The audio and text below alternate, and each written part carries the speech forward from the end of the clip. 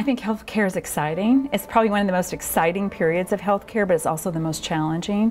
In one way, we're catching up from what we haven't done for years, and then we're also transforming and we're also growing. Healthcare is, as you know, a very risk-averse industry, very regulated, and the idea of innovating healthcare is really revolutionary. I think it's been a challenge for a lot of these technology vendors, technology-first vendors.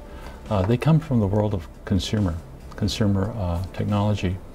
And when they get into healthcare, a lot of them are trying very hard to understand what the problems are. But it's interesting because somebody actually wrote once that healthcare is the most complex industry in the world.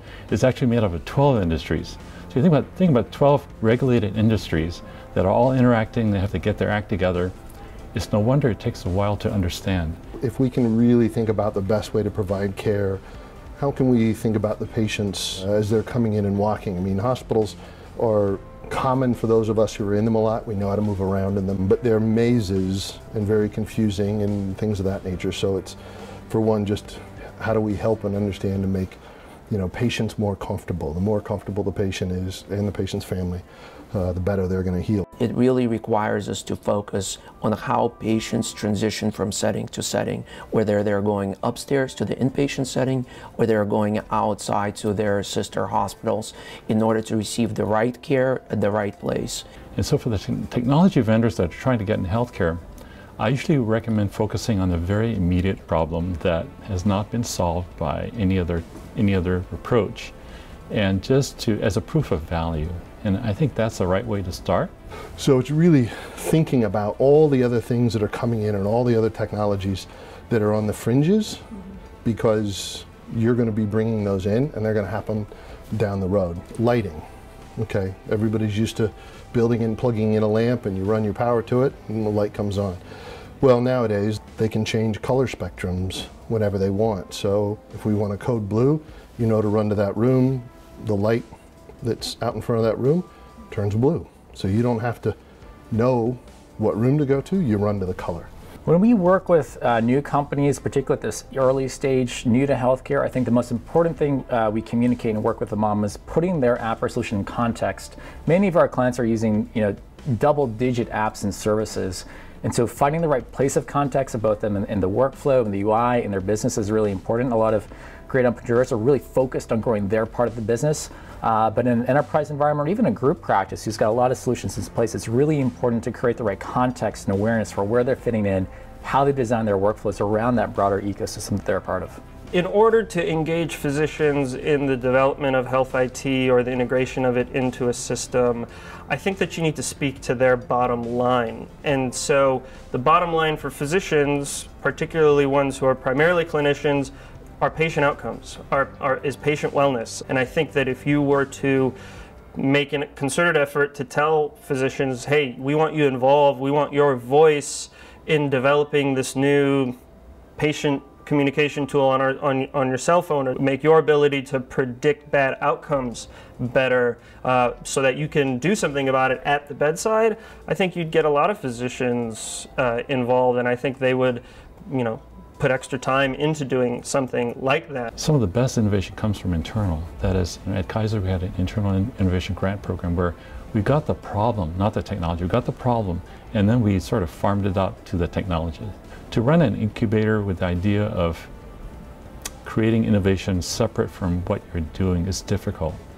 A lot of companies are doing because they want to invest and invest in the next unicorn, but that is rare. That is rare. So a number of incubators have closed, and others are changing business models. I'm always thinking about who's doing the work. So is it a nurse? Is it a pharmacist? Is it, a physical therapist? And so the individuals that are doing the work are so critical to be included. But really at the heart of it is the patient. Royal Ambulance started about 13 years ago, and over that dozen plus years we evolved into Royal Care Connect. As a part of our initial vision, we wanted to improve patient outcomes in the healthcare by connecting patients and providers in the healthcare continuum through transportation technology and seamless experiences, and that consistent focus on what do patients need and what do providers require helped us transition into this new space? I started Junum because as a clinician, I was so frustrated by the lack of technology and by the fact that nutritionists weren't given a seat at the table and weren't seen as valuable. So now what we do is we build tech-enabled tools that empower clinicians, not just nutritionists, but also nurses and physicians, to elevate the role of nutrition care in the hospital setting. Think about critically ill patients that might be on a ventilator, they're in the ICU. Are they meeting their nutritional needs? It's not a core focus of physicians. Physicians are really focused on what happened to this person. And so we're providing all of that support in real time to the best evidence-based standards. So when we start trying to talk about the things that can really affect health information technology, privacy and security is always a number one. Our privacy and security laws, they for the most part predate the internet, let alone predate health information technology. And we need to start having a conversation about how they can adjust to new realities. If health information technology could step in and start talking about innovation, making things more efficient, providing better care but doing it cheaper, people would be receptive to that. And they'd be willing to talk to us about how to meet us in the middle on some of these things to make that work.